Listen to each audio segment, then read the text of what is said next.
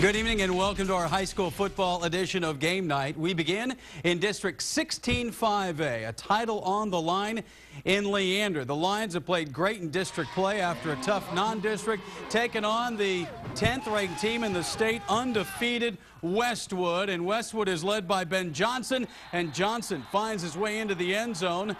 And Westwood has a 7-0 lead, but then Leander answers. Andres Barrera around the left side, and this one goes to the half, tied at 7. Fourth quarter, and Ben Johnson goes back to pass, but Darrell Brooks steps the route and picks it off for Leander. Big turnover in a low-scoring ball game, and then on fourth down, Leander wants 6. Barrera up top to Michael Epley. Touchdown Lions.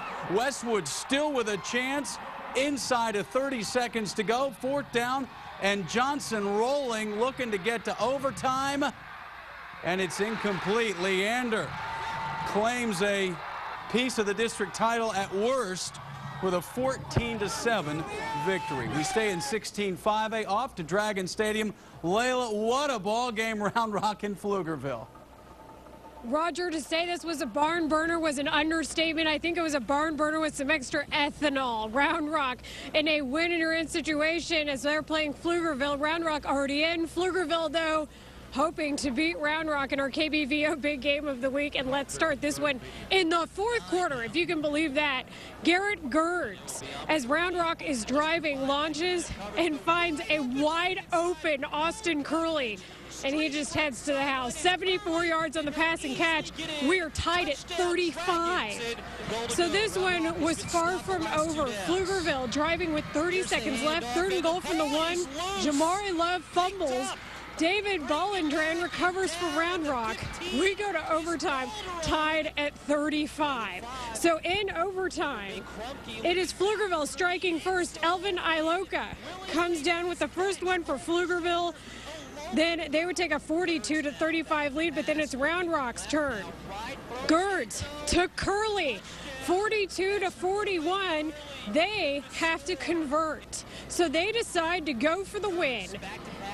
And the Dragons, as they go for 2, can't get it to go.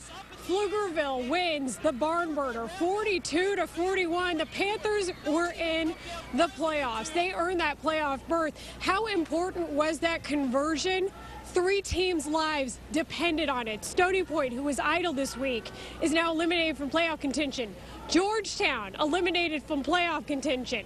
So if you think that was a big play, it certainly was. And to add insult to injury, 992 yards of offense in this one, but certainly a huge, huge game in 16-5A. Thanks, Layla. You can see it in its entirety tomorrow night at 7. All right, let's go through 25-4A. Lake Travis getting ready for their showdown. How about that scene on senior night? Lake Travis taking on Marble Falls. Cameron Wakefield on the other end of the Baker Mayfield touchdown throw, and Cavaliers trying to get to 9 in a row. And then it is Zach Austin from Mayfield, and it's all Lake Travis. 57-0. They're going to Cedar Park on Friday night. What about the Cedar Park Timberwolves? They lost their opener to Westwood, trying to make it 8 in a row, and taking on Dripping Springs also in the playoffs. That's quarterback Brian Hogan. Some nifty moves right there into the end zone for Cedar Park. And then the defense stands tall against Dripping Springs, forcing the turnover right there. Cedar Park rolls 35-14, setting up that Friday night battle with Lake Travis. We head out to Vandegrift and Rouse. Vandegrift trying to get into the playoffs, and that's Dakota Prukup to Brandon Brown coming right at you. Rouse answers with Justin Pelt.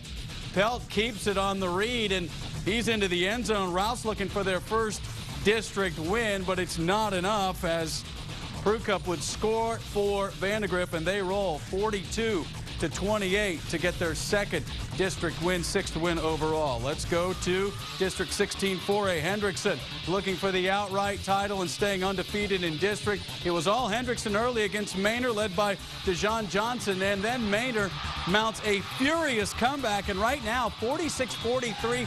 Manor has the lead in this one. They are in the 4th. Manor trying to get to 4-1 in district play, maybe get a piece of the title. Lanier and Crockett in the playoffs with a victory tonight, and Leander with a 1-2 district record. Samuel Charles with the touchdown, and Leander rolls over Crockett 53-19. So they improved to 2-2 in district play. And that wraps up our high school football coverage. KXAN.com for all the scores.